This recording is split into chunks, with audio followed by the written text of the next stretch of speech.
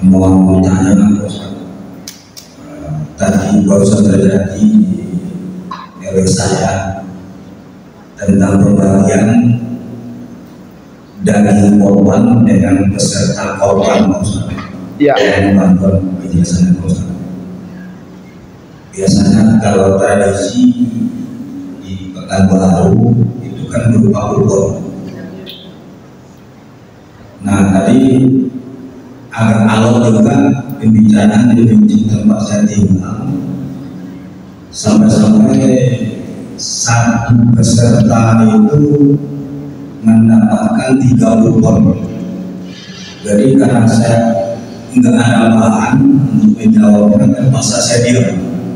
Nah karena tadi kami forum komunikasi RT/RW judulnya tentang korban, makanya saya buru-buru ke sini bosan. Ya. Mohon bantu penjelasan. Terima kasih. Itu yang mendapat 3 kupon peserta atau penitia?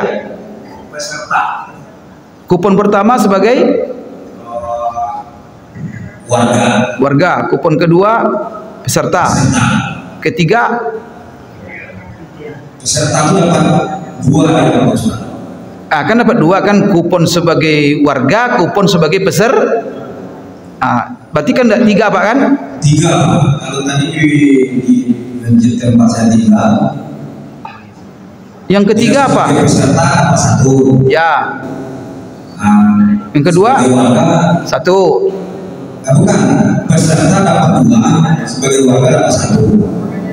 Jadi apakah begitu ya. Ya. Jadi peserta dapat 2, warga dapat 1. Bapak Ibu sekalian, kalau begitu pembagiannya udah cocok lah itu. Itulah betul. Ini sudah sesuai dengan apa yang diperintahkan Allah. Karena Allah memerintahkan, jadi ibadah korban itu Pak, kalau kita sudah nyatakan hewan itu untuk korban, itu berarti ibadah kita serahkan kepada Allah. Allah yang mengaturnya. Bagaimana cara pembagiannya? Maka Allah suruh kita fakulu minha fa idza wajabat junubuha, apabila sudah kalian sembelih hewan itu, maka apa? Sebagian dagingnya makan oleh kalian. Itu yang namanya kupon peserta, makan sebagian, bawa pulang. Tapi Pak, dipastikan yang dibawa pulang itu daging hewan korban kita, bukan daging keruan orang lah. Di situ dapat inti salahnya. Kenapa? Hewan korban itu ditumpuk-tumpuk dagingnya semua. Maka itulah sebenarnya penitia itu harus ngaji. Jadi saran saya begini. Panitia itu pertama Bapak Ibu ya. Ini juga saya selalu ingatkan. Panitia ketika punya 10 kelompok, dia dibelilah sapi ya kan, 10 sebelum disembeli harus ditetapkan setiap sapi itu punya kelompok mana, pemiliknya harus jelas. Karena ulama mengatakan salah satu syarat sah korban itu yang kita sembeli itu miliki. Maka bagaimana menentukan miliknya? Bisa salah satunya diundi umpamanya 1 sampai 10 hewan itu. Disuruh nanti perwakilan datang. Ini 1 sampai 10, nanti dalam undian 1 sampai 10 cabut nomor 5, sudah nomor 5 punya dia.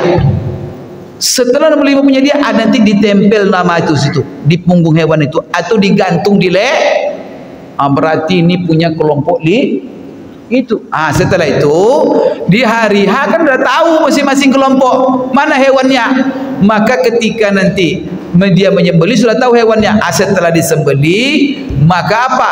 Langkah pertama ketika mempretelin dagingnya, daging itu dia ambil dulu untuk dari hewannya yang punya.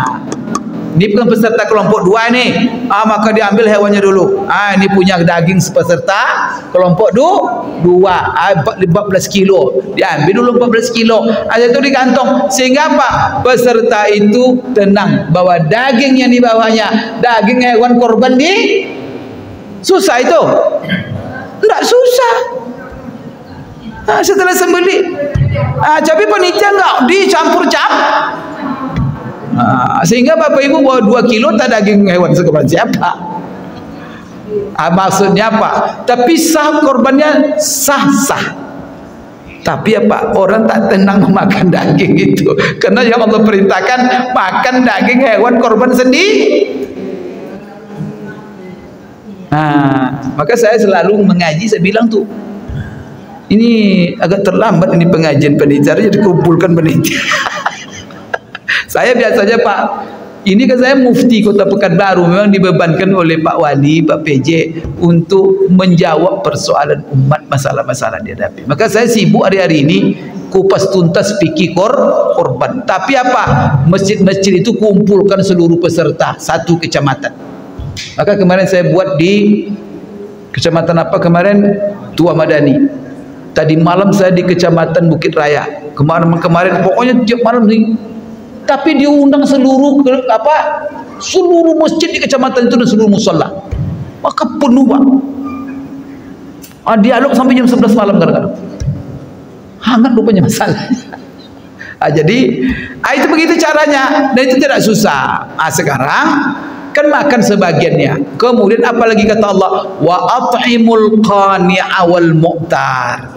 Kemudian bagikan sebagian daging itu pertama untuk orang yang miskin. Miskin yang bagaimana? Qani'ah. Dia miskin tapi dia tidak meminta-minta. Itulah kupon yang kita antar ke namanya warga, kita antar dia. Kalau enggak, walaupun dia miskin Pak, enggak mau dia jemput kadang-kadang. Enggak mau dia minta-minta.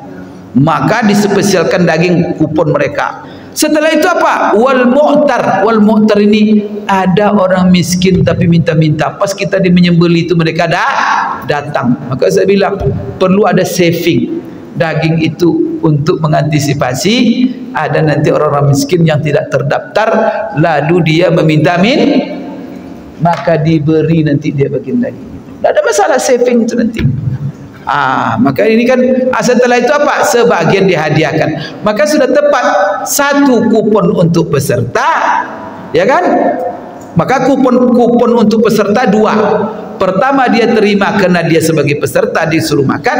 Kedua dia menerima kupon sebagai warga menerima hewan korban orang lain. Akan begitu. Itu tidak ada masalah. Sedangkan warga yang tidak peserta cuma menerima ya mengerti sendirilah. Sudah tidak ikut korban tuh pengen pula banyak kupon. Maka satu itu sudah tahu, sudah betul Pak. Yang salah itu adalah yang saya permasalahkan selalu panitia dapat 3 kupon. Itu yang masalah.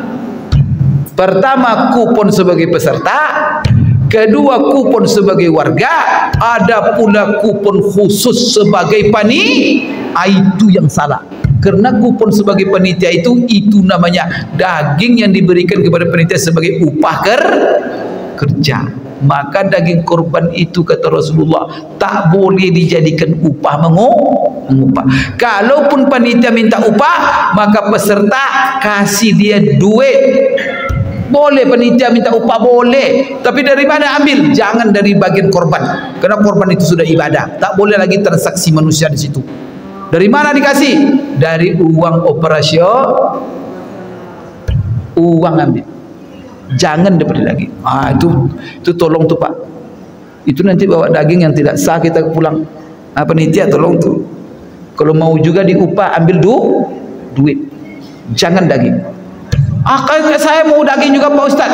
Kalau mau daging juga nanti duit operasional itu sebagian belikan sapi. Tapi sapi bukan sapi korban Pak. Sembarang aja lah. Yang penting gitu caranya. Banyak solusinya. Kenapa harus lagi itu? Itu yang kadang ngotot kalau panitia itu kedong korban. Jelas-jelas secara hukum tidak sah. Ngotot juga.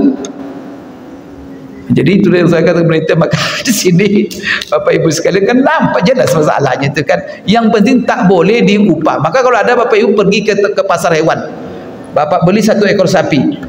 Kan bisa itu korban. Pergi pasar hewan 1 ekor sapi. Panggil tukang jagal. Bapak sini tolong disembelih hewan korban saya ini.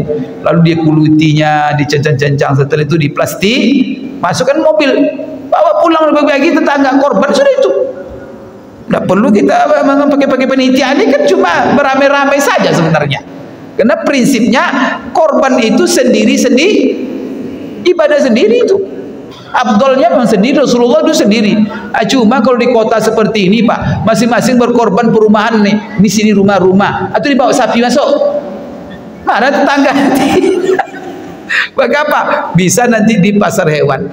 Tapi kalau ada bapak pergi ke pasar hewan, nanti dibeli sapi. Setelah itu apa? Bilang sama tukang jagal, sembeli, asal itu plastikin. Lalu bapak kasih dia, Pak ini 5 kilo sebagai upah kerja bapak. Batal korbannya. Tidak korban lagi namanya. Karena sudah bapak masukkan di situ transaksi jual beli dan tak boleh upah. Jangan kenapa kulitnya tadi tak sah, apalagi daging Pak. Jadi ini ibu-ibu, maka panitia sekali lagi saya apakan, kalau mau upah silakan, tapi duit yang diambil. Ya Pak ya, jelas itu.